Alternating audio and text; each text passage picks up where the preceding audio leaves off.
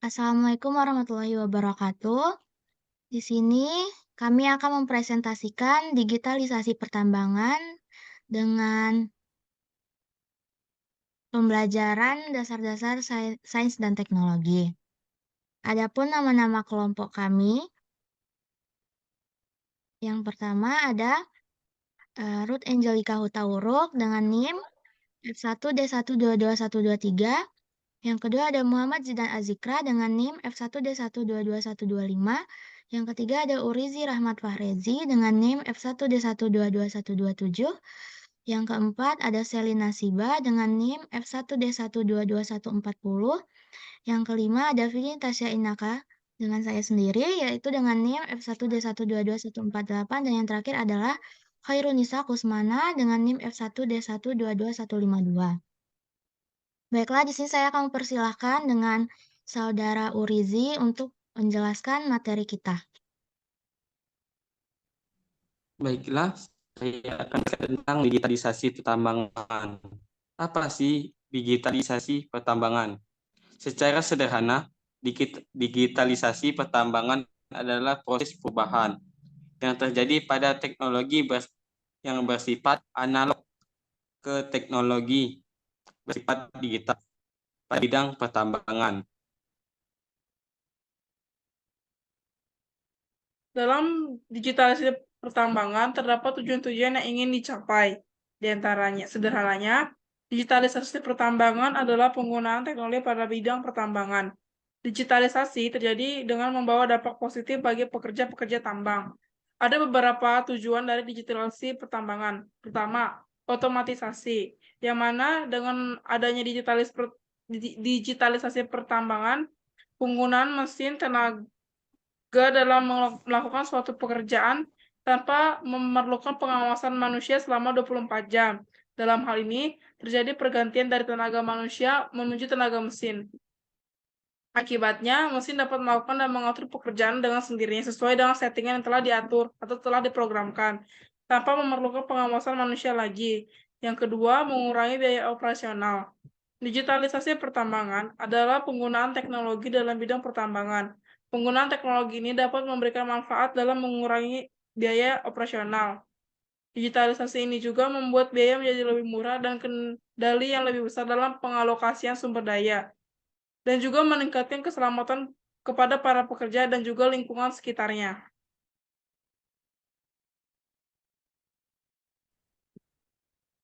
Yang ketiga, meningkatkan efektivitas kerja.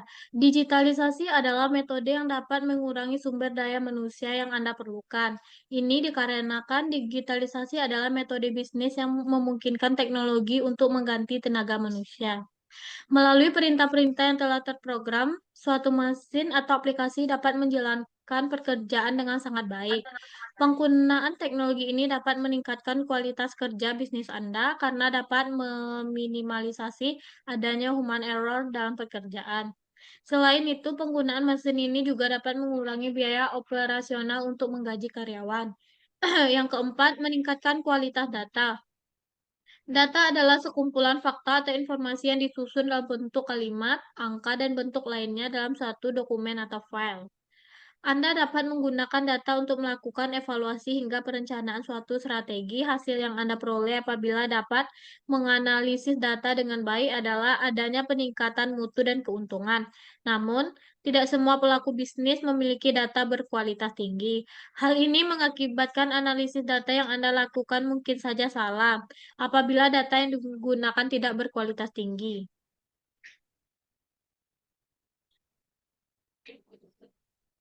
Contoh digitalisasi pertambangan. Digitalisasi teknologi meliputi cloud computing, big data, machine learning, artificial intelligence, Internet of Things, hingga blockchain yang membuat industri tambang lebih berdaya. Digitalisasi teknologi ini membuat kegiatan operasional industri pertambangan menjadi semi-otomatis, seperti pengoperasian mesin bor oleh operator jarak jauh, mesin robot untuk drilling, Internet of Things untuk menghubungkan semua elemen dan sumber daya manusia ke dalam sistem pengolahan data, hingga aplikasi digital twins untuk memproduksi data. Yang pertama, cloud computing. Cloud computing sederhana merupakan pengiriman berbagai layanan komputasi, termasuk server, perangkat lunak, penyimpanan data, database, jaringan, serta analitik melalui internet atau cloud. Yang kedua, Big Data. Big Data digunakan untuk melakukan pelaporan real-time atas kejadian di lokasi pertambangan. Contohnya mobile, laman daring, dan televisi.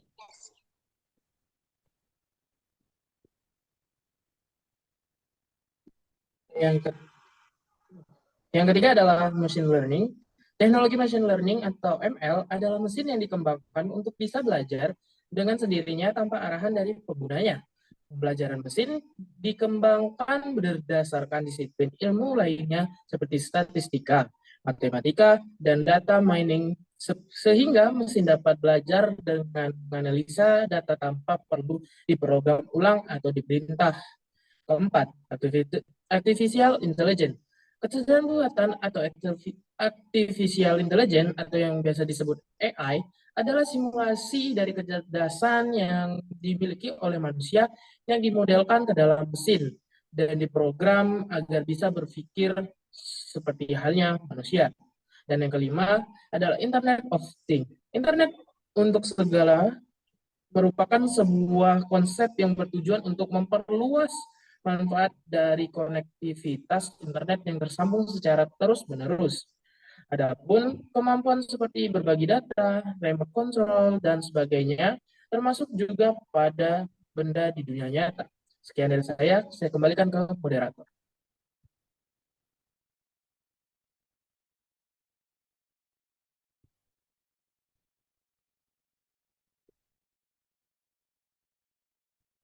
Sekian presentasi dari kelompok kami, kurang lebihnya mohon maaf. Kiranya apa yang kami sampaikan akan berguna untuk teman-teman sekalian yang menonton video kami. Terima kasih.